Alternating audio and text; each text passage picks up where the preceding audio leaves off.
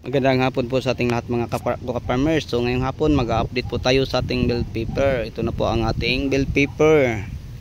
Marami na pong bunga no, na ating makikita sa ilalim. Yan, nagbunga na po ng marami. So ang variety po ng ating bell pepper mga ka-farmers, mga ka-viewers, ito po ay Sultan F1 po ng SW6 Company. So ngayon i-update po sa inyo ang ating 7-month-old na talong na Calixto F1. Ito na po. So tara, samahan niyo ako at ipapasyal ko po kayo sa taniman po natin ng talong at saka bell pepper. Yun po ang bell pepper natin. So, napitasan na po ito mga farmers ang ating bell pepper no? Maraming bunga. So ito na po ang ating 7-month-old na talong na 4,006 kapuno, kung saan 2 bisis na bagyo na raton, at ito na po siya ngayon, lagpas tao, sobrang sikip, hirap na po pasukin. So yun na po mga ka-farmers ang update natin. So napakaganda po no. So yun po no, ating bell pepper oh, dami ding bunga. Yan.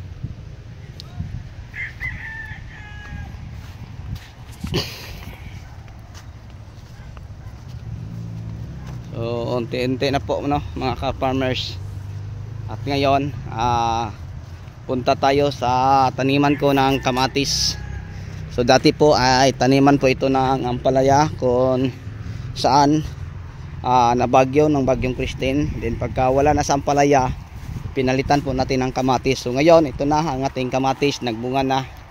Pero ang problema natin dito ay kulang lang sa tubig. Kaya nga nagdidilig kami.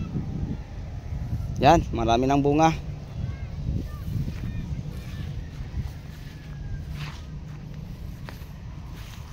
Oh, maganda na po silang tingnan.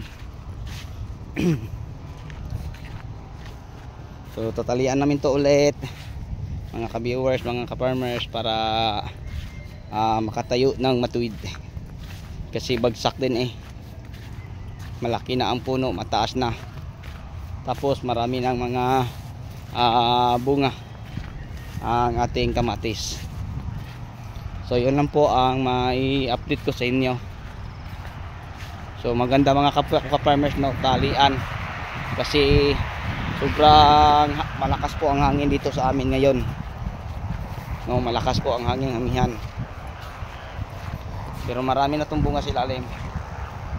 Yan, bawat puno may mga makikita ito yung bunga. O ganyan din si